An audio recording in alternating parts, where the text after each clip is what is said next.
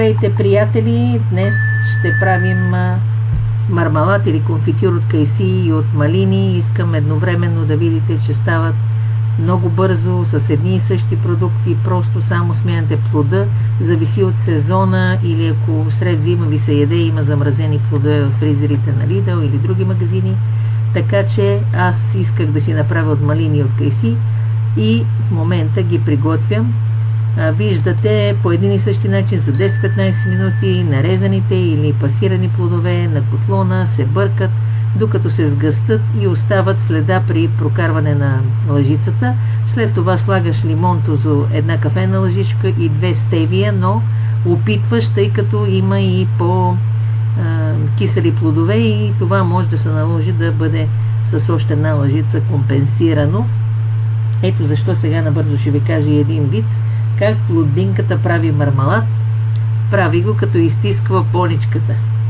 А продавачка блондинка влиза при нея един човек и казва: едно сладко, моля. Тя го пита от кайси или от малини, както в нашия случай.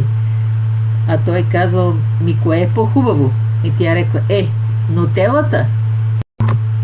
Готовия ни конфитюр или мармалад наливаме в броканчета, насипваме, които с 10 на минути с врела вода съм държала, за да са по-топли и да вакуумират бързо.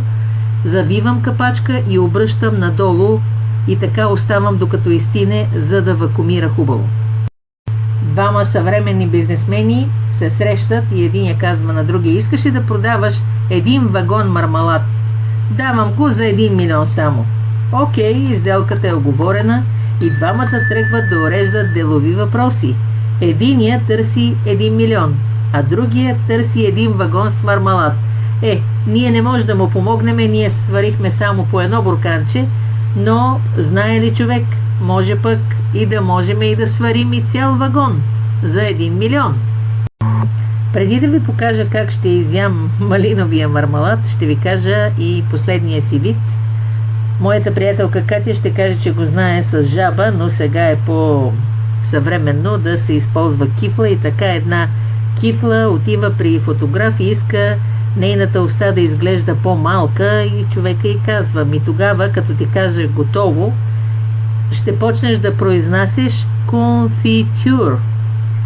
И тя бързо там поправила гримът и дошло време да се снима и човека казал готово. И тя започнала мармалад. И този път отново устата станала голяма. И така, ето как ще ям своя конфитюр. С мекици. Неделните ми мекици. В друго видео ще покажа как ги правя. А сега вижте моите мамини благи бурканчета нагиздени и ако не си огаждаме ние, няма кой да ни огажда.